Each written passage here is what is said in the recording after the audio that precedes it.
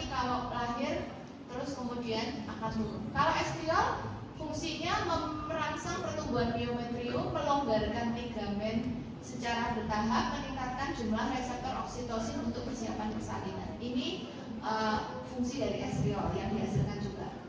Lalu HPL tadi human placental lactogen yang sifatnya untuk metabolit tadi, ini yang ini berarti, yang ini itu terus naik sejalan dengan massa plasenta, membajak metabolisme ibu dengan menciptakan resisten insulin ringan, memastikan glukosa darah ibu tetap tinggi agar terus bisa mengalir ke janin dan memicu lipolisis ibu untuk energi alternatif. Ini yang HPL tadi yang menggantikan hati untuk gluconeogenesis. Ini relaksin ini juga mulai muncul, mencapai puncaknya di trimester ketiga, melembutkan sel-fit, melonggarkan sendi dan ligamen secara progresif untuk memfasilitasi janin. Ini hormon untuk persiapan kelahiran gitu. Kemudian juga ibu makin lama makin longgar, panggulnya makin longgar, karena nanti ketika si bayi lahir dia masih ada kapasitas elastis gitu. Jadi melonggarkan panggul si ibu juga. Jadi kalau kita ulangi ada HCG, progesteron, estriol, HPL dan relaksin. Masih ada satu kayaknya kortiko CRH. CRH-nya belum ada ininya, tapi nggak apa-apa. Ini HCG tadi sudah kita bahas. Lalu progesteron untuk relaksasi uterus, persiapan payudara bagian alveolinya. Ini estriol untuk pertumbuhan miometrium, peningkatan reseptor oksitosin. Jadi gini Mas dan Mbak sekalian, kalau waktu kehamilan, waktu pelahiran itu kan ada ibu yang melahirkannya cepat, ada yang melahirkannya agak lama. Pada ibu yang melahirkannya agak lama, kontraksinya tidak begitu kuat, tidak begitu bagus, sehingga kemudian ada induksi, ya. Nah, induksi itu dengan zat apa? Oksitosin, gitu. Nah, oksitosin itu memang sifatnya memeras, gitu. Nah, sekarang si estriol itu berusaha untuk reseptor oksitosinnya supaya tinggi, supaya dia peka terhadap oksitosin. Ketika oksitosin ada saat kelahiran, dia bisa berkontraksi dengan baik. Ibu-ibu yang lambat dalam melahirkan itu jadi reseptor oksitosinnya tidak terlalu banyak. Oke, ini HPL tadi kita sudah katakan untuk metabolisme, relaksin untuk serviks, pelvis, melonggarkan sendi panggul untuk mempersiapkan kehamilan. Kalau CRH tadi untuk maturasi paru dan dia bisa menentukan waktu persalinan. Tadi di video itu dikatakan kapan bersalin itu masih mekanismenya masih misterius. Ya salah satu komponen yang mempengaruhi adalah CRH. Nah sekarang kapan toh akan terjadi persalinan? Ini peran plasenta dalam memulai persalinan.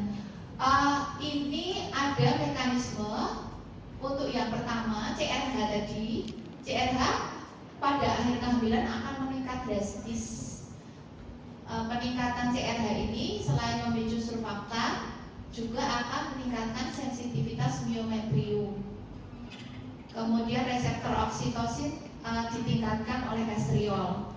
Selain itu locally terjadi pelepasan prostaglandin, ini hormon-hormon inflamasi. Kemudian mereka akan melunakkan serviks. Salah satu ciri seseorang ibu sudah infartus adalah ketika plak yang ada di sini lepas. Kan berarti sudah ada kontraksi dia membuka, plaknya lepas. Ibunya terasa loh kok saya ada lendir kental gitu ya.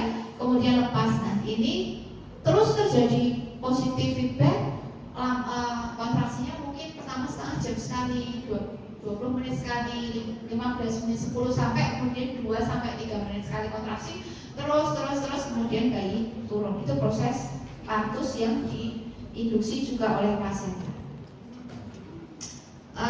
Terakhir untuk plasenta, berarti kita tadi paham bahwa perannya untuk pertukaran difusi sederhananya oksigen dan CO2, kemudian difusi terfasilitasinya glukosa, transport aktifnya asam amino ke dalam, transport aktifnya bilirubin dan urea keluar, Kemudian juga transport aktifnya imunoglobulin ke dalam bayi itu tadi transport. Imunologis kita juga sudah tahu, tropoblast berperan supaya bayi tidak diserang oleh ibu. Secara metabolik dia menghentikan henti sementara, bisa gluconeogenesis, bisa lipogenesis, bisa sintesis asam amino. Secara endokrin dia mengatur luar biasa tadi, menghasilkan HCG, progesteron, estriol, apalagi HPL, CRH, relaksin gitu. Kemudian dalam persalinan dia juga akan membantu loop untuk meningkatkan konstruksi tadi. Baik, kita lanjut ke kuis yang kedua ya. Kuis yang kedua. Udah lelah ini kayaknya. Oke. Kuis yang kedua kita lihat bersama-sama. Oh, ini kok langsung 10. Yaudah ya kita lihat 10 sampai 15 ya. Berarti sudah pernah saya baca ini. Pertukaran gas di plasenta sangat bergantung pada gradien konsentrasi. Bagaimana arah pergerakan karbon dioksida yang terjadi di dalam ruang intervelosa melalui transporter fasilitasi dari darah janin ke darah ibu melalui difusi sederhana di ruang intervelosa secara aktif sesuai aliran glukosa hanya terjadi saat ibu ekspirasi. Mana? Ya? B ya? Ya toh? Difusi sederhana cuma karena gradien konsentrasi yang berbeda aja. Oke, dalam pembentukan plasenta minggu kedua, sincitiotrophoblas menembus endometrium dan membentuk rongga-rongga berisi darah maternal. Apa nama struktur rongga ini yang menjadi tempat pertukaran zat antara ibu dan janin? Ya, jadi dia di situ di yang bagian yang merah tadi nanti Bu Intan tunjukkan di situ di ruang intervelosanya di situ, terus nanti ada membran yang dia tempat berlintas. Oke, seorang ibu menderita asma tetap harus hati-hati dalam mengkonsumsi obat selama kehamilan, meskipun plasenta berfungsi sebagai barier. Mengapa filter itu dikatakan memiliki keterbatasan? Karena terlalu tebal, karena bercampur bebas setiap hari, hanya nutrisi makro, sengaja membiarkan, tetap dapat tembusnya. Berarti ini nggak foolproof ya, tetap bisa menembus gitu beberapa zat teratogenik. Dua yang terakhir, menjelang persalinan, estriol oleh plasenta meningkat pesat. Perubahan fisiologis mana yang dipicu secara langsung oleh peningkatan hormon ini pada miometrium ibu? Pembentukan mukus, progesteron. Penurunan jumlah prostaglandin, tidak ada. Penutupan serviks secara rapat, enggak. Lonjakan jumlah reseptor oksitosin, ya ini fungsi utamanya estriol. Oke. Jadi estriol fungsinya supaya reseptor oksitosinnya cukup. Glukosa adalah sumber energi utama janin. Mengingat glukosa tidak dapat menembus lapisan lemak membran secara mandiri, melalui mekanisme apa glukosa berpindah dari darah ibu ke fili? Ya lewat gluk. Ini sama kok sama sel seluruh tubuh kita. Glukosa masuk sel tubuh kita itu memakai gluk. Enggak lewat difusi sederhana, enggak lewat transport aktif. Kita punya spesifik transporter namanya gluk. Di plasenta pun sama. Terakhir, bagian plasenta mana yang berasal dari jaringan endometrium ibu? Tempat di mana trofoblast berimplantasi dan berkembang. Dari yang jaringan ibu di mana trofoblast berkembang namanya ya desidua capsularis, basalis atau parentalis? Ya, basalis. Kalau yang capsularis itu yang tidak di ruang intervelosa itu yang di trofoblast yang di luar, sedangkan yang capsularis itu yang di luar. Jadi ini jawabnya basalis. Baik, itu untuk tujuan 2. Sekarang moga-moga yang mendengarkan nggak capek ya. Saya kok mengukur itu kayaknya sudah overload informasinya. Tapi ya gimana lagi ya, tujuan belajarnya ini. Mungkin saya sudah tidak sangat terlalu detail saja setelah ini. Baik, sekarang tadi Bu Intan sampaikan bahwa yang kalau ada kehamilan yang berubah nggak hanya uterus. Seluruh tubuh ibu harus beradaptasi untuk mensukseskan si uterus itu. Nah, secara umum semuanya akan berubah gitu ya. Sistem imun, jantung, sistem kardiovaskuler, sistem pernafasan, sistem ekspresi, pencernaan, integumen, muskuloskeletal, endokrin, metabolik itu semuanya akan berubah menyesuaikan ini. Tapi 3 sistem utama yang paling berubah bagi ibu adalah vaskuler, darah, kemudian glomerular filtration rate berubah banget, kemudian ventilasi juga berubah banget. Jadi 3 besar sistem yang sangat berubah beriringan dengan kehamilan adalah 3 itu: darah, GFR, dan ventilasi. Nah ini detailnya, ini kok kayaknya berat banget ini. Tapi mungkin saya akan berusaha semudah mungkin. Untuk reproduksi, anggaplah kita sudah tahu tadi perubahannya kan panjang lebar, itu sudah belajar 1, itu cuma belajar 2 kan berubah kan? Itu anggap aja seperti itu, membesar dan sebagainya. Saat postpartum ya dia nanti involusi yang akan mengecil kembali. Lalu kardiovaskuler ini yang paling penting ya. Ketika ibu itu hamil, maka volume plasmanya akan meningkat. Air akan dilipid lebih banyak. Ibu itu akan beratnya akan bertambah, salah satunya karena airnya bertambah. Nah, pada saat yang bersamaan eritrositnya juga bertambah, tapi nggak sebanyak itu, sehingga kemudian ada anemia yang katakanlah fisiologis lah, anemia yang memang terjadi karena airnya bertambah, eritrositnya tidak bertambah sebanyak itu, sehingga terjadi anemia pada ibu. Nah, lalu pada begitu lahir, beban air itu akan dikeluarkan. Jadi ibu di awal-awal kelahiran itu akan buang air kecil banyak sekali, akan ke belakang terus-terusan. Jadi perasaan aku nggak ngapa-ngapain minumnya, ya itu karena emang airnya dibuang gitu, akan dan sebagainya. Kemudian sehingga yang tadinya bengkak-bengkak kayaknya jarinya jadi gendut-gendut gitu ya misalnya, kita akan berkurang. Lalu untuk pernapasan tadi kan yang utama adalah darah, kemudian ventilasi dan GFR. Jadi utamanya ini deh, yang lain nanti tidak terlalu tekankan untuk sekarang, bisa dibaca sendiri lagi. Nah ini yang pernapasan yang terjadi adalah diafragmanya kan akan ke dorong ke atas, sehingga akan ada mekanisme yang lain, si ibu itu otomatis akan menghirup nafas lebih dalam. Jadi tidal volumenya akan naik begitu. Jadi mekanisme kompensasi adaptasi karena diafragmanya terlempit, ruangannya terhimpit, maka si ibu akan bernapas lebih dalam, tidaknya akan lebih meningkat. Nah, setelah melahirkan, postpartum akan kembali seperti semula, tidal volumenya juga kembali seperti semula. Nah, darahnya meningkat, plasmanya meningkat, ya pasti GFR-nya juga meningkat, glomerular filtration rate-nya juga akan meningkat. Di sini ada dilatasi ureter, dilatasi pada semua tempat sebenarnya. Progesteron itu kan untuk merilekskan kontraksi ya, termasuk di mana-mana, di ureter, di usus dan sebagainya, sehingga ada konstipasi. Si kontraksi perut juga berkurang.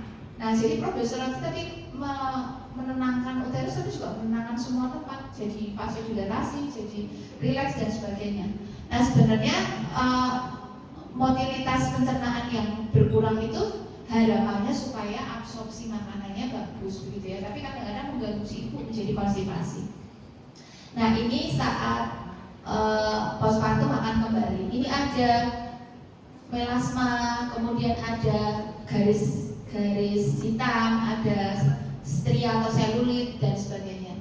Kemudian saat postpartum sudah memudar. Ini untuk muskuloskeletalnya, relaksin akan merilekskan panggul untuk mempersiapkan kehamilan. Saat setelah partum sudah mengencang kembali. Untuk hormon tadi sudah kita bicarakan, hormon plasenta itu menghasilkan estrogen dan progesteron yang luar biasa. Begitu plasentanya turun, maka estrogen progesteronnya juga akan turun drastis. Kemudian ini BMR-nya naik saat ada bayi, basal metabolic rate-nya naik. Untuk postpartum sudah mulai menurun. Nah, dan sebagainya. Itu adalah yang terjadi di luar si uterus.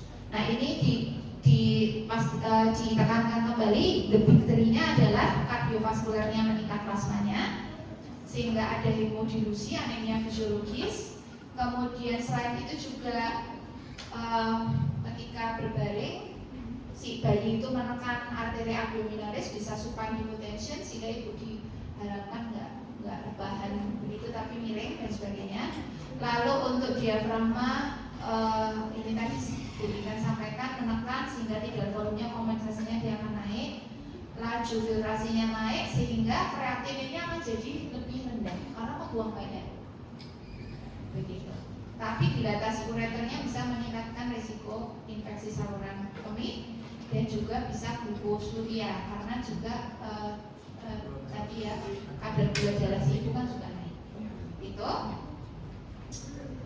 yang lain-lain saya rasa hampir sama dengan tadi. Ini hanya elaborasi dari tabel yang tadi, bisa dibaca sendiri untuk pengayaan. Besok kan libur ya.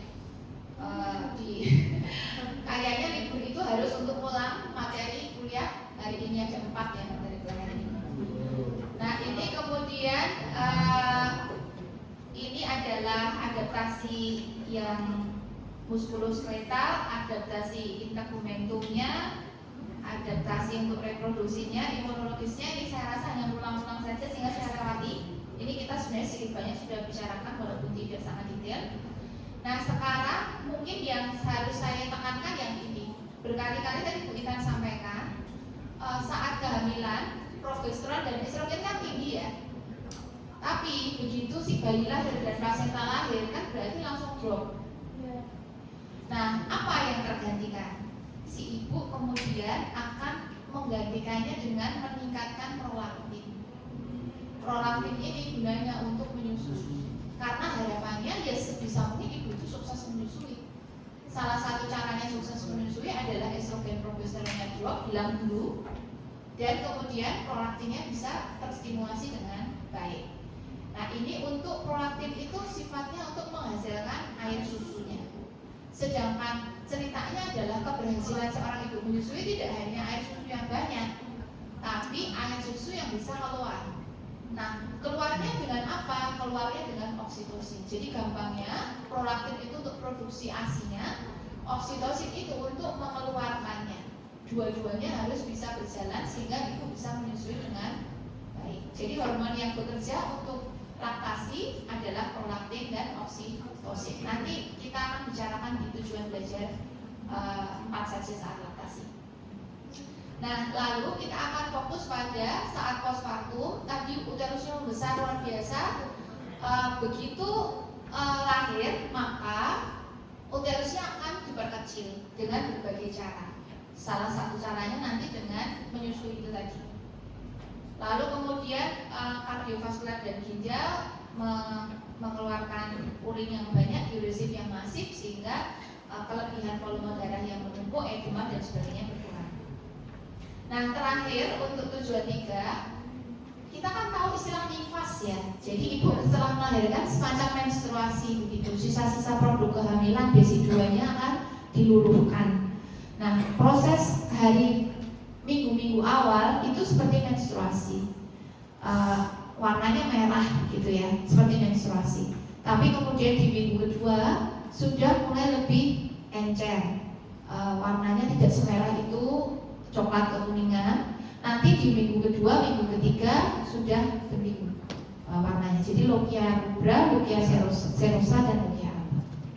Baik, ini untuk kondisi ibu di luar uterus ya, adaptasi ibu saat mengandung maupun saat melahirkan. Nah sekarang kita akan lihat, kita masih punya berapa waktu sih? Masih tinggal 10 menit ini. Kita mungkin lihat 3 soal saja dulu. 3 soal untuk tujuan 3. Karena waktunya terbatas, kita 3 soal saja. Seorang wanita berusia 28 tahun sedang hamil 30 minggu menjalani pemeriksaan darah rutin. Hasil labnya menunjukkan kadar HB 10,5. Meskipun terlihat rendah, dokter menyatakan hal ini normal. Manakah adaptasi volume darah yang mendekati kondisi ini? Yang membuat 10,5 tadi apa? Penurunan asupan zat besi, peningkatan permeabilitas, peningkatan volume darah, penurunan produksi eritrosit atau residu darah. Yang mana? Yang C ya. Memang si ibu meritin plasma lebih banyak. Dua soal berikutnya. Seorang ibu hamil trimester 3 mengeluh merasa pusing, hampir pingsan saat berbaring terlentang untuk pemeriksaan palpasi. Gejala ini membaik ketika ia miring ke kiri. Fenomena klinis apa yang paling mungkin dialami? Hipoglikemia, peningkatan tekanan intrakranial, supine hypotension syndrome akibat kompresi vena cava inferior, alkalosis respiratorik, atau bradykardia fisiologis. Ya, jadi ketika berbaring, si ibu apalagi sudah trimester akhir, maka dia akan menekan aorta abdominal, vena cava inferiornya jadi sedikit dapat ya kan, ke asupan utama vena cava inferior kan dari aorta abdominalis kan, berarti memang karena suplainya berkurang karena ketinggian si ibu itu. Berarti ini jawabnya di supine hypotension. Dengan berganti posisi sudah akan membaik. Satu lagi. Ini mungkin agak tricky. Pada pemeriksaan analisis gas darah seorang ibu ditemukan PaCO2 ibu lebih rendah dari nilai normal wanita tidak hamil. Mengapa perubahan sistem pernapasan ini dianggap menguntungkan secara fisiologis bagi janin? Ini Bu Intan tadi tidak sempat menerangkan sih. Tapi kalau misalnya kita bicara volume tidalnya meningkat, berarti kan CO2 terbuangnya lebih banyak kan? Kalau CO2-nya terbuang lebih banyak, maka PaCO2 si ibu rendah. Kalau PaCO2 ibu itu rendah, maka si bayi itu tadi ketika mengeluarkan jadi lebih enak karena gradiennya lebih banyak. Begitu. Ini maksudnya seperti itu. Nah, ini berarti kenapa yang terjadi? Karena afinitas hemoglobin lebih bagus, menurunkan kebutuhan surfaktan, kompensasi atas penurunan volume tidal akibat kenaikan diafragma, memfasilitasi gradien tekanan, mencegah asidosis. Berarti yang mana kalau dari lanjutan ya? D, gitu ya. Oke. Baik, kita sekarang terakhir seadanya waktu ada 7 menit kita manfaatkan untuk yang tujuan belajar 4. Tujuan belajar 4 itu Bu Intan akan pilih saja yang paling penting karena waktunya sudah sangat mepet. Nah, sekarang intinya adalah bagaimana laktasi terjadi. Laktasi itu terjadi pada ibu ada 4 fase. Pertama, mamogenesis yang terjadi sebelum kelahiran. Jadi pada saat hamil itu si ibu juga ada perubahan pada payudaranya. Progesteron dan estrogen itu membuat mamogenesis. Jadi mamanya dipersiapkan, si progesteronnya membantu supaya alveoli pada payudaranya bisa berkembang, si estrogennya membantu duktusnya.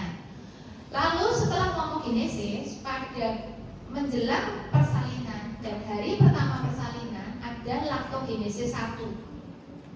Di sini menyusuinya belum full gitu, masih namanya laktogenesis 1. Lalu tidak berselang kemudian 1-2 hari berikutnya ada laktogenesis 2. Di situ ketika si prolaktin sudah benar-benar siap, estrogen dan progesteron sudah turun banget. Nah, itu laktogenesis 2 sudah mulai berubah, yang tadinya hanya kolesterol sekarang sudah banyak. Yang ketiga adalah galaktopoiesis, ada pemeliharaan. Banyak ibu bisa berhasil menyusui selama 20 bulan, 24 bulan, bahkan lebih dari itu. Berarti fase maintenance itu galaktopoiesis. Mamogenesis, laktogenesis 1, laktogenesis 2, dan galaktopoiesis. Nah, saat galaktopoiesis utamanya adalah prinsipnya supply and demand. Kalau si bayi itu nyusunya banyak, maka si ibu itu akan memproduksi banyak. Kalau bayi itu nyusunya sedikit, ibu itu menghasilkannya juga sedikit.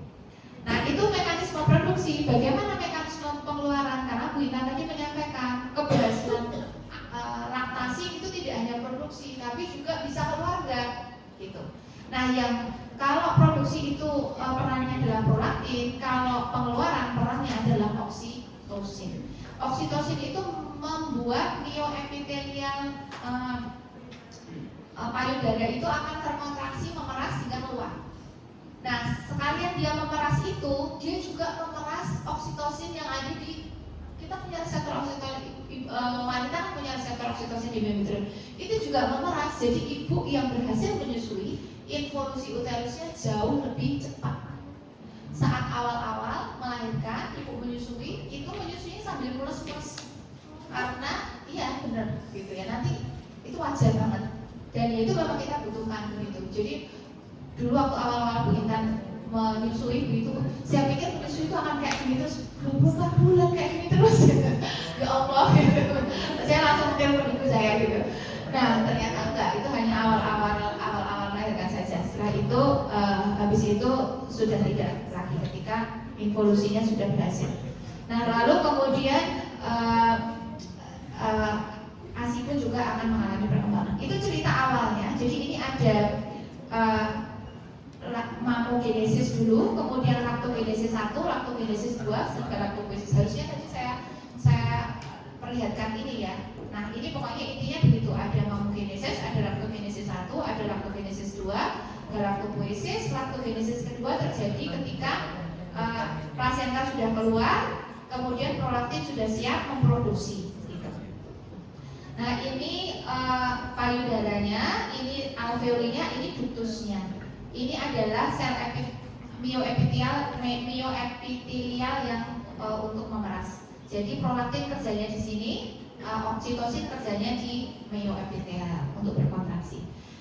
Nah, ini supply and demand, intinya ketika bayi itu menghisap banyak, maka terjadi aktivasi hormonal sehingga kemudian prolaktinnya meningkat, dopaminnya turun. Jadi sinyalnya ternyata melibatkan dopaminnya turun, prolaktinnya meningkat, produksi ASINya akan semakin banyak. Selain itu prolaktin yang meningkat juga menekan FSH dan LH sehingga jadi kontrasepsi. Walaupun kontrasepsinya nggak foolproof ya, tapi relatif ibu itu kesuburannya akan berkurang ketika menyusui. Gitu. Dan diharapkan jangan konsumsi KB yang hormonal karena estrogen tadi mengganggu prolaktin. Prolaktin perlu estrogen dan progesteron yang rendah. Jadi kalau mau KB jangan pakai KB hormonal. Nah, itu tadi produksi itu supply and demand. Nah, sekarang bagaimana pengeluarannya? Kalau pengeluarannya itu lewat oksitosin. Oksitosin itu akan terprovokasi bila mendengar suara bayi, melihat bayi, dan sebagainya. Begitu akan ada mekanisme di mana oksitosinnya akan meningkat. Oksitosin itu hormon cinta ya. Ketika kita menyayangi sesuatu, oksitosinnya meningkat gitu ya. Ibu-ibu yang berhasil bonding sama anaknya, maka aktasinya juga akan lebih berhasil karena oksitosinnya tinggi. Oksitosin kemudian memeras sel mioepitelial sehingga ada leg down reflex. Jadi bayinya di ruangan lain, ibunya mendengar bayinya menangis, belum dihisap saja sudah keluar. Gitu.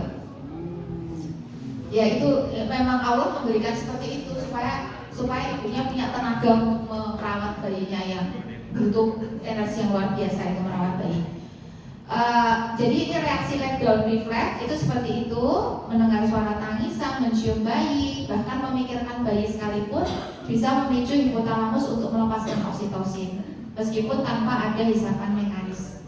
Kemudian ini reseptor oksitosin juga ada pada miometrium sehingga ketika menyusui juga bisa involusi. Nah ini saya ulangi, prolaktin kita bicara produksi ASI, sedangkan oksitosin adalah pelepasan. Stimulusnya untuk prolaktin adalah hisapan, sedangkan oksitosin tidak hanya hisapan, tapi semua hal itu bisa meningkatkan oksitosin. Kalau mau lebih detail, prolaktin dihasilkan oleh hipofisis bagian anterior, sedangkan oksitosin oleh hipofisis posterior. Sedangkan prolaktin inti untuk produksi dan untuk kontrasepsi alami begitu ya, karena menekan KNH, sedangkan oksitosin itu untuk menyusui dan juga untuk involusi.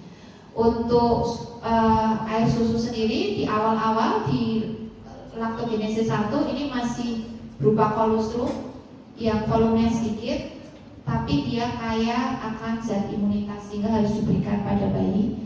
Sedangkan nanti saat laktogenesis 2 sudah akan berubah komposisinya seperti ini.